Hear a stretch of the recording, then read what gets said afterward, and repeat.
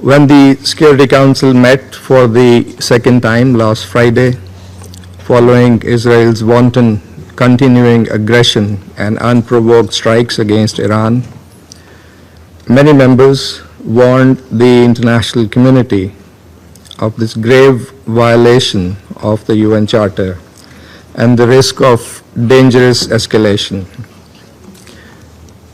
We have heard the same today around the table from Council members as well as the Secretary General and other briefers. But tragically, developments over the past 24 hours have only confirmed those warnings. And it is unfortunate that the universal calls for de-escalation and a peaceful resolution of this crisis through dialogue have remained unheeded. From the outset, Pakistan has adopted a principled position on these developments, a position based entirely on international law and the UN Charter. We have thus strongly and unambiguously condemned the Israeli aggression, expressed solidarity and full support for Iran's inherent and legitimate right of self-defense in conformity with the Charter of the United Nations, denounced the unlawful Israeli unilateral strikes on IAEA-safeguarded Iranian nuclear facilities, called for bringing an end to this aggression, advocated cessation of hostilities and for reverting to dialogue and diplomacy for a peaceful, lasting settlement of the Iranian nuclear issue.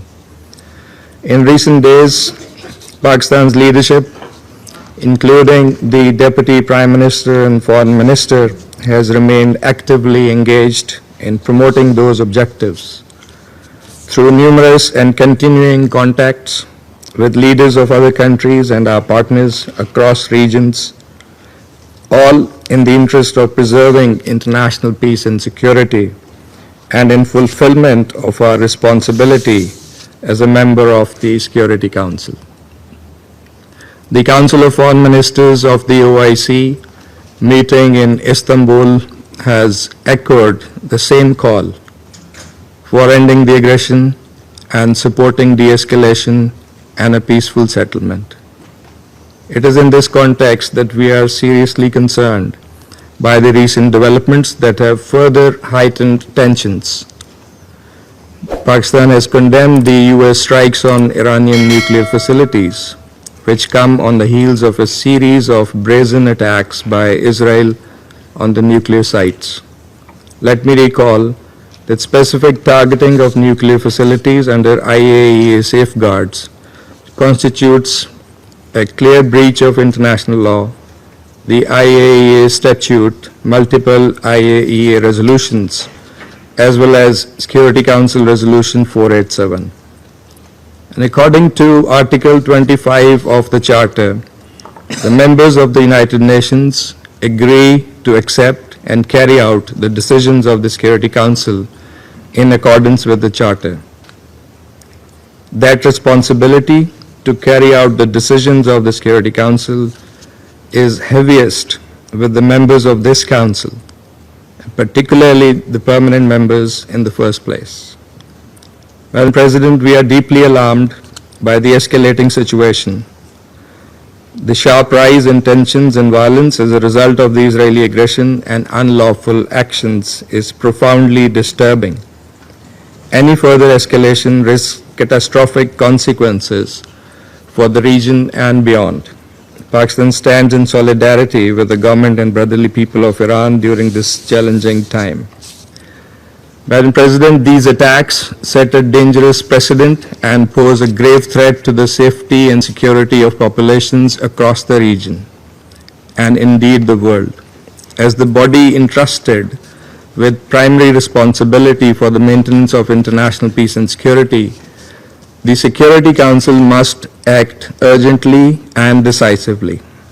We share a collective responsibility to, first, unequivocally reject and condemn the attacks against the Islamic Republic of Iran since 13th of June, being in clear contravention of international law and the UN Charter.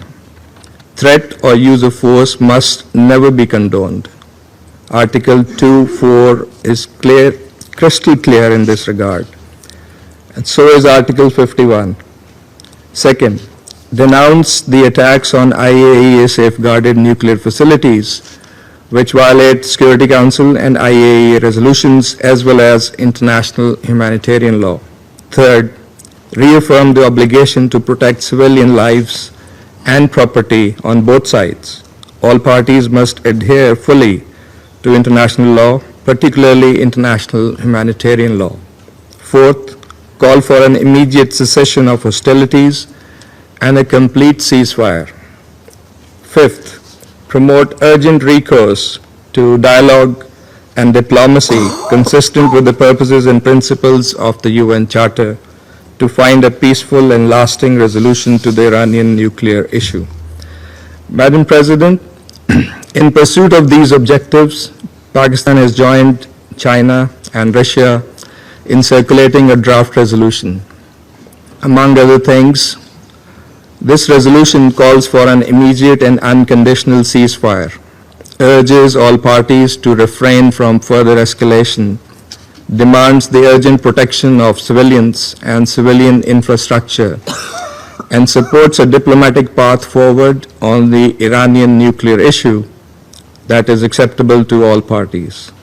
And listening to similar concerns and priorities expressed by many of the Council members today, we sincerely hope that the draft resolution will receive the Council's support, enabling it to respond with unity and resolve urgently and effectively in line with the gravity of the situation.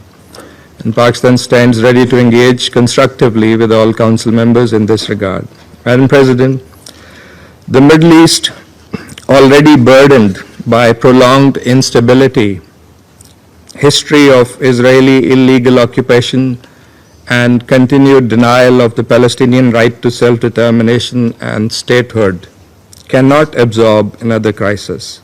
We must act now to prevent the situation from spiraling further out of control.